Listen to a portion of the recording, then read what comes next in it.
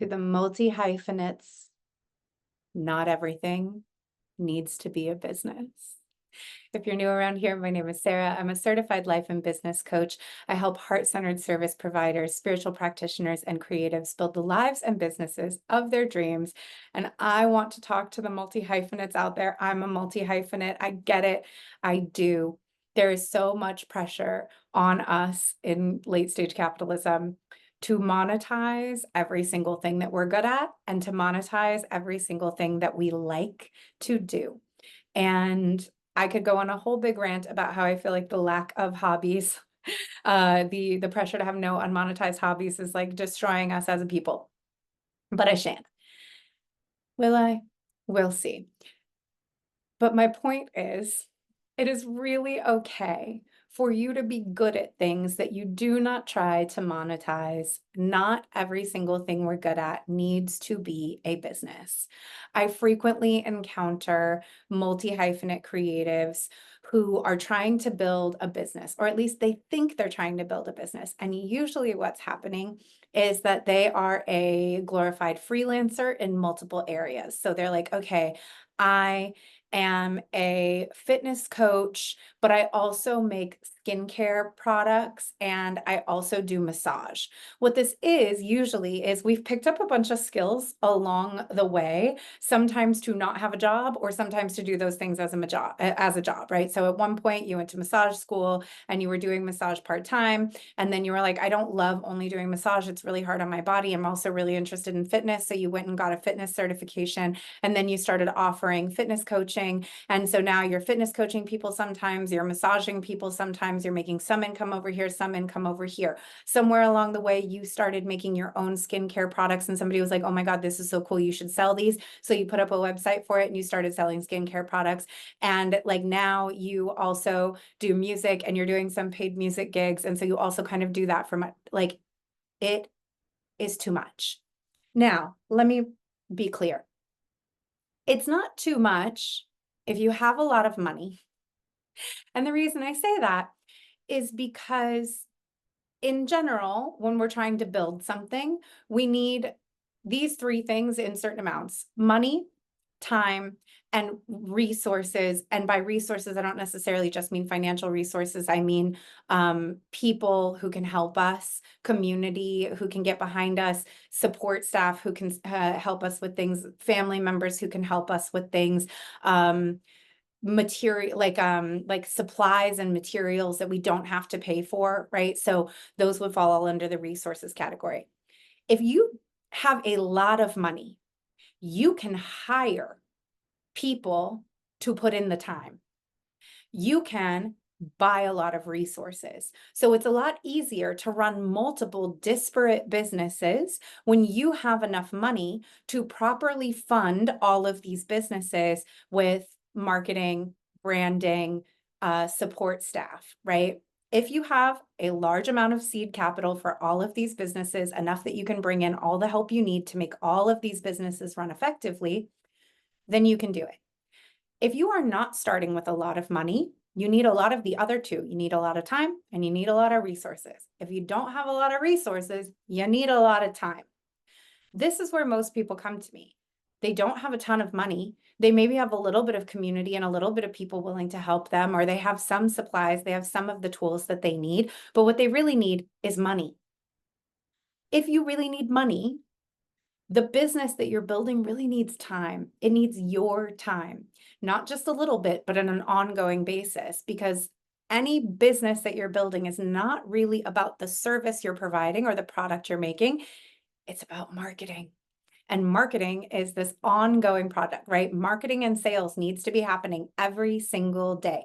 There are some people who suggest that marketing and sales needs to be 80% of the business activities that you're doing during the week. So say right now, you're doing 5 hours a week of actually being with clients. You want to call that 20% of your work hours, not 100%. And you want to come up with, I cannot do math. I don't know what this percentage would be, but whatever 80% of that would be, I don't know, 20 hours, I don't know, something. If you're doing 5 hours of active client work, let's just call it 20 hours of marketing work during that week to continue to build your clientele. Because when these clients leave, if you have a full roster, you want to be able to replace them. Maybe 5 clients isn't enough. You want to boost up to 10. You need marketing time all the time. You need sales time all the time. And that's not counting your admin time. So the part of the business where you're actually doing the work is just a small fraction of your business. As a coach, a very small fraction of my week is actually in being with clients. The other parts of my week are writing emails, making content for Instagram, making content for YouTube, creating my podcast, inviting people into my business, having sales conversations. There's a lot of what's going on in my business, a lot of time that's spent that isn't my active client work. So if each of your businesses needs a bunch of marketing time and sales time in order to be successful, do you actually have time to properly market all of these businesses, all of these streams of income that you've created? Most of the time, the answer is no. You don't actually have time to serve some clients over here, serve some clients over here, serve some clients over there, and be actively marketing all of these businesses effectively enough to grow that business enough so that it's bringing in enough money so that you can hire people who can then eventually maybe take over some of the marketing and the admin for you so that you can just come in and serve the clients. This is why a lot of creative I hesitate to even call them entrepreneurs, because really when we're in that position, we're freelancers. I'm going to put a link to a private podcast series I made about this called Freelancer to CEO in the show notes for this. You can grab it absolutely for free. If you're recognizing yourself in this and being like, oh my gosh, this is what I do. This is the reason that your businesses aren't growing. This is the reason that you're busy all the time, but you don't feel like you're ever making more money.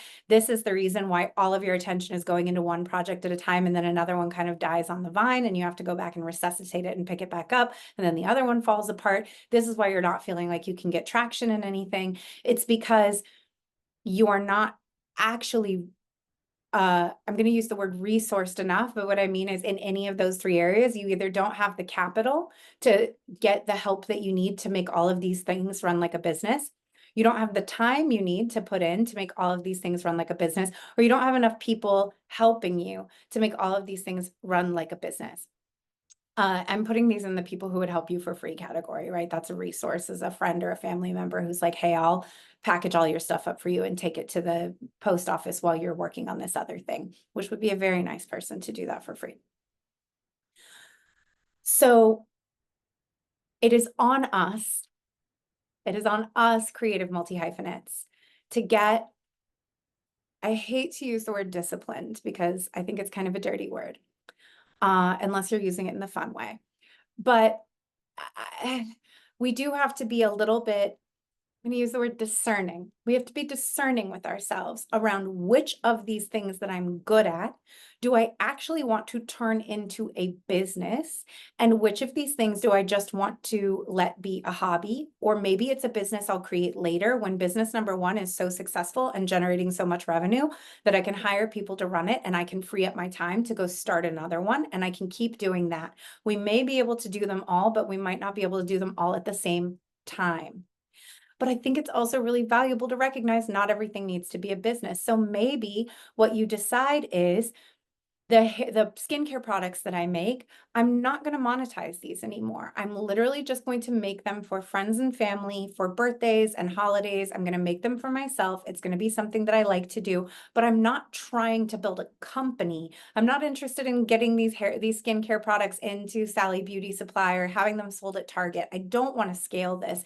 I don't want to spend all my time doing this. It's not something I'm interested in building as a business. It's just something I like doing, and it's kind of fun, and it was cute to sell them, but it made me realize I don't really want to build a product company. Okay, we can let that one go, and it can just be a thing that you like doing, that you do for friends and family, that you do for free, that you do as a passion project. It doesn't need to be monetized. It doesn't.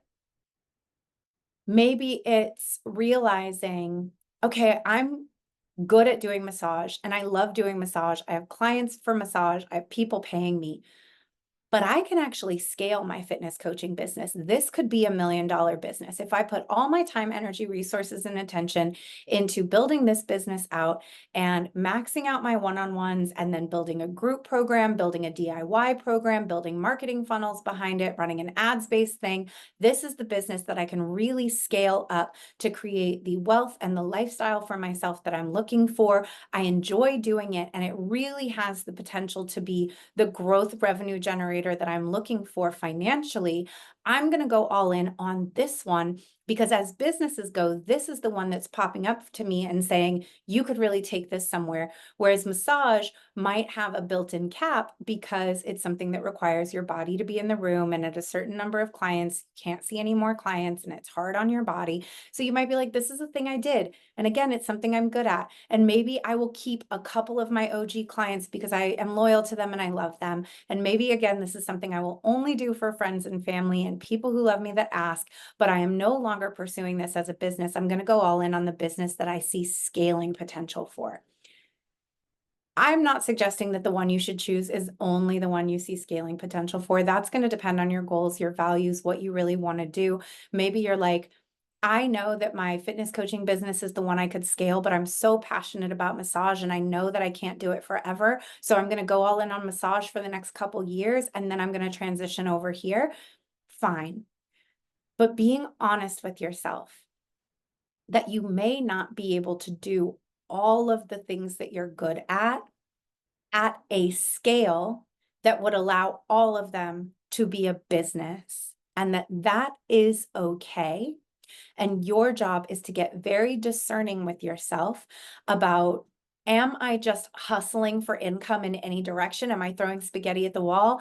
Am I just scrambling around for streams of income? Or do I actually have one cohesive business with one clear product suite where customers understand exactly who I am, what I do, and how I help them, what the journey is that they go with me on my business? Am I building marketing mechanisms and sales mechanisms around this one business? And once this is up and running and profitable, do I want to use the revenue from this to help me start another business once I've got this running the way I want to, and I can afford to hire people to help me keep it going? That's going to be up to you to decide which one of your many, many talents that you want to put all of your focus on. But trying to do all of them all at once and make all of them a business is almost always a setup to keep you plateaued and stuck at the same income level and the same stress level for the long term. That's my little share for today. Let me know if this was helpful for you. I would love to hear your thoughts. Throw them in the comments. Make sure that you subscribe to the channel. Share this video with anyone that you think might appreciate it. And I will make sure to put the Freelancer to CEO podcast link in the show notes, and you can grab that. All right. That's it for me today. Okay, love you. Bye.